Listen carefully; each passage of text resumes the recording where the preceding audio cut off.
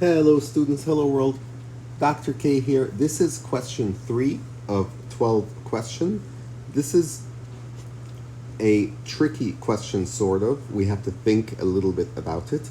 It says, this is another choose all that apply. This question says 3 values on the number line are labeled P, Q, and R. Okay? So we have P, we have Q, and we have R. And you could see them. There's P, there's Q, and there's R. Look at that. P is further to the left. Looks like all of them are negative. Looks like all of them are negative. P is further to the left. Q is in the middle between P and R is further to the right. Okay, so R is the biggest one. P is the smallest one. Let's see. Which statements about P, Q, and R are correct? Choose all that apply. So let's see. Let's look at the statements. First of all, let's go through the first statement. For A, P is negative 6.5. P is negative 6.5. Let's look at P. P is between negative 5. P is right here. P is between which two integers? Negative 5 and negative 6. So, does it make sense that what they're saying, P is negative 6.5? No, that is incorrect. So once that is incorrect, we could eliminate A. Does that make sense? Okay, we don't even need to finish reading the rest of it. It says P is the smallest value. That is a true statement. P is the smallest value, but we don't really care. Once we have one of those two statements incorrect, we can eliminate the entire choice A. So let's just do that. Let me do it in red so that we could eliminate choice A. Choice A is eliminated. Okay, let's look at choice B.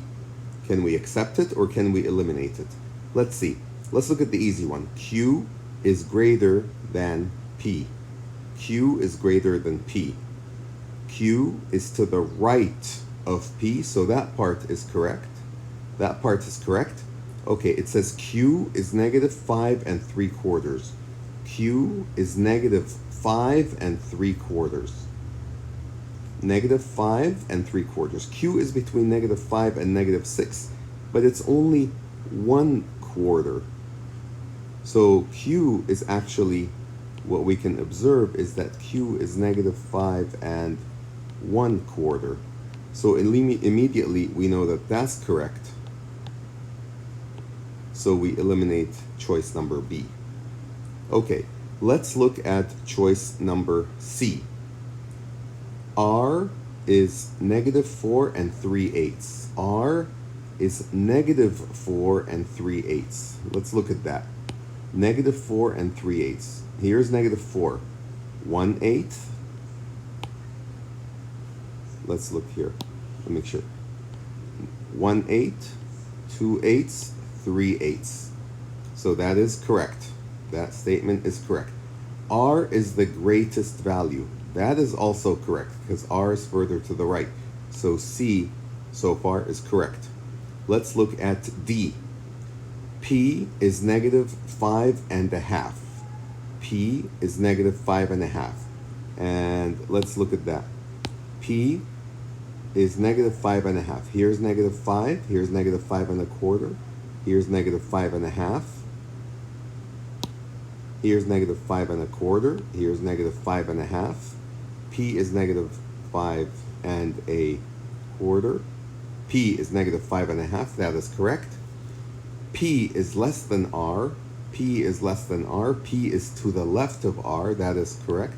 So it looks like D is also correct. Now let's look at E. E. R is negative 5.625. R is negative, wait a minute, wait. They're saying R is between negative 5 and negative 6? Well, no, R is negative 4 something. You see, R is between negative 4 and negative 5. So immediately we could eliminate that. And I don't even need to read the rest. I don't even need to judge that R is greater than Q. R is greater than Q. but something is wrong here with E. So the final answer is, for question 3, the final choice is C and D. C and D. Again, this is Dr. K, and my job is to make you a math genius. Proud of you.